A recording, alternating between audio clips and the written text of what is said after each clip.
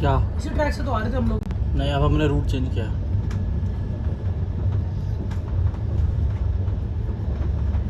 अभी भी दिख रहा है।